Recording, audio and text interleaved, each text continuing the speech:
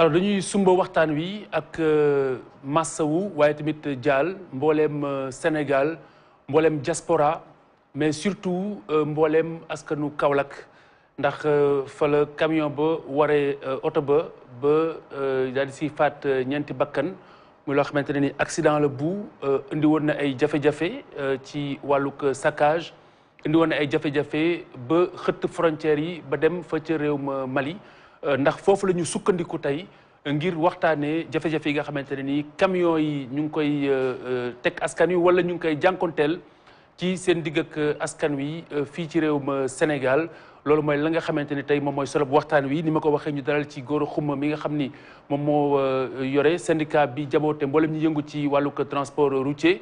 niki noonu directeur des transports di Cheikh Oumar Gueye mi nga xamante ni moom la ñu ko dénk ci banqaasu makkaani joriñ ji nga xam ni moom moo ko yore ci wàllu ko gouvernement bi kon solo bi tey mooy fexe ba indi ci saafara waaye tamit lépp loo xamante ne ni ay tolof-tolof la ci ak fu mu mën a féete ñu teg ci baaraam ba bu ëllëgee bu ñu fi bàyyeekoo mu mën a doon rek loo xamante ne nii dañ koy waxaat ko ndax camion yi professeur boo fàttali ko du guleet tey ñu siy wax yàgg nañ see wax kon tey dañ siy waxati ngir saafara am ci définitivement loolu mooy solo bi moo tax laaj bi may njëkk a laaj maa ngi koy adressé Gora Khouma Gora ndax jàpp nga ni camion yi seen circulation ci biir Sénégal problème la tout court.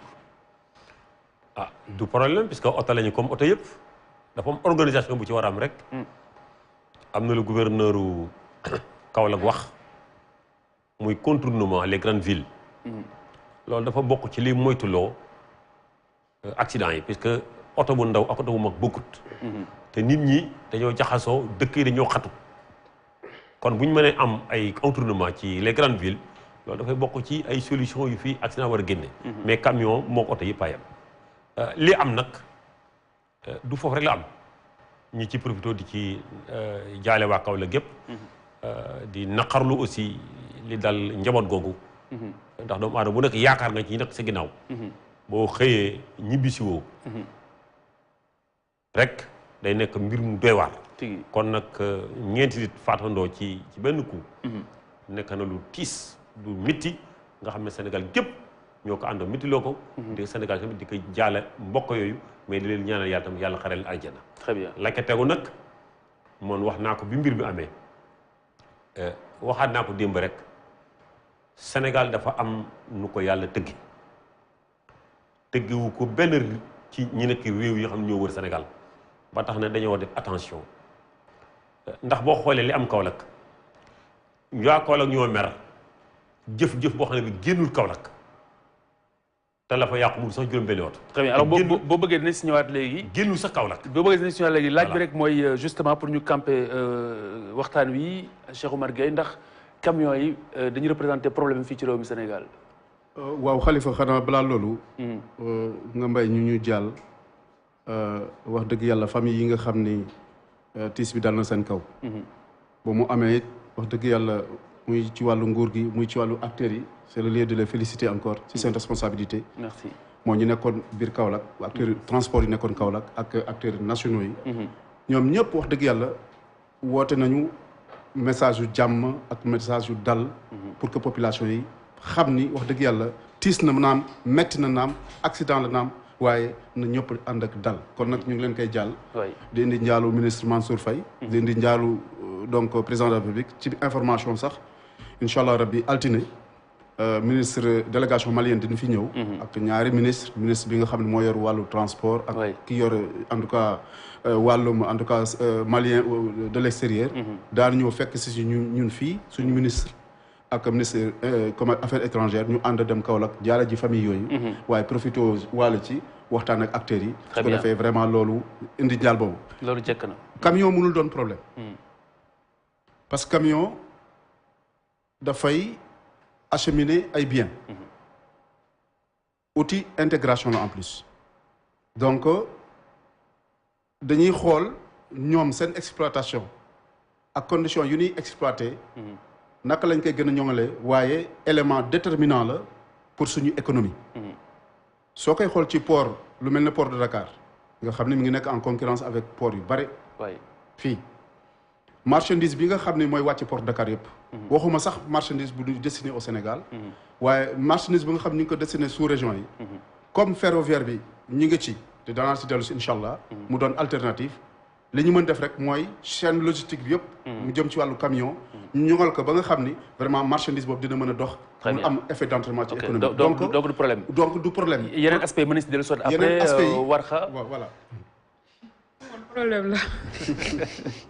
alors expliquez. man maay citoyen lambda bi nga xam ni aw ma camion xaw ma sax su ma xam camion impact bi bon njariñ bi ma xam mooy camion yi dinañ indi suuf dinañ indi xeer dinañ indi ci noonu laa koy gisee yenn saa yi gaz ñëw ñu indi ko c'est-à-dire gisuma utilité camion buy waral mu mën di daw 24 heures sur 24 di yéeg à péage di xil di daw ci guddi gi te lampe yi du ñu tàkk gisuma urgence bu camion am bu tax warute mën a respecter toutes les conditions techniquement parlant parce que keroog ci guddi rek ñu ngi dem di voyage yi ñu gis camion bi ñu ngi jiit léegi moom amul sax lampe yi ci ginnaaw. waay yéeg péage. maanaam mën nga daw ba dal si kaw. ba te doo ko gis yéeg péage teg si.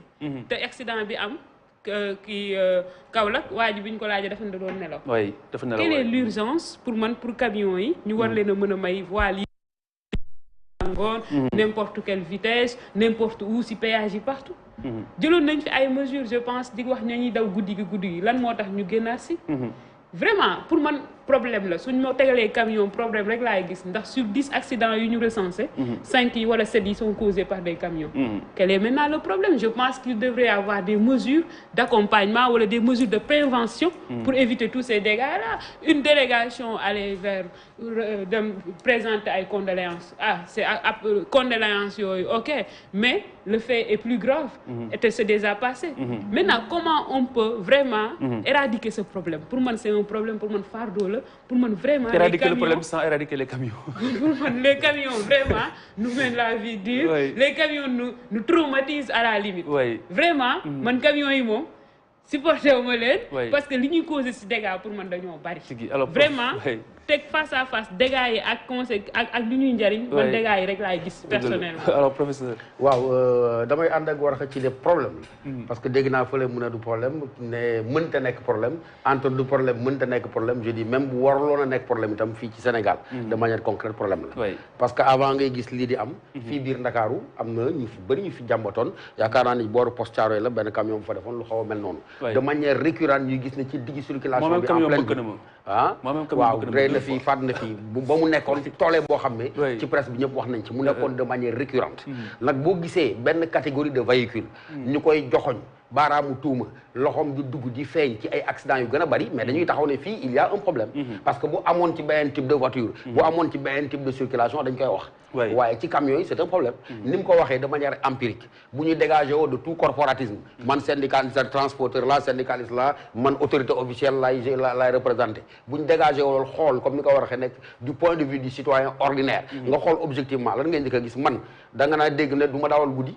Pourquoi du ma dawal guddi mais parce que camions yi ay anti brouillard lañ yor dañ may nit ci digg tali bi la ñuy daw loolu la citoyen bi di wax boo moytul sa kaw lañ lay écraser duñ la moytu waaye yow yàlla di moytu surcharge la ñuy nekkee nga leen di gis donte dañuy jaar ñu ne du am surcharge à l'essai mais ñëpp xam nañ ne objectivement surcharge la ñuy dawale ñëpp xam nañ ne oto yi également ay oto yu vite la yu màggat la ñoo mag ñi nga xam ne ñoom ñoo koy dawal kon loolu yëpp boo ko boolee camions yi c'est un problème maintenant les responsabilités après xëy na bu ñu duggee ci biir débat bi dinañ ko situer mais en tant que tel kenn mënul taxaw ne camions yi duñu problème parce que luy faat di faat c'est un problème boo ne woon problème waroo woon nekk problème itam doon nga problème de toute manière bu ñu tënkee li ñu fi wax lépp daf ñuy delloo si ci suñu thème bi nga xamante ni moom mooy seen circulation bi ndax c'est une délinquance tolérée je pense que dama bëgg rek nga jéggal ma dem Mali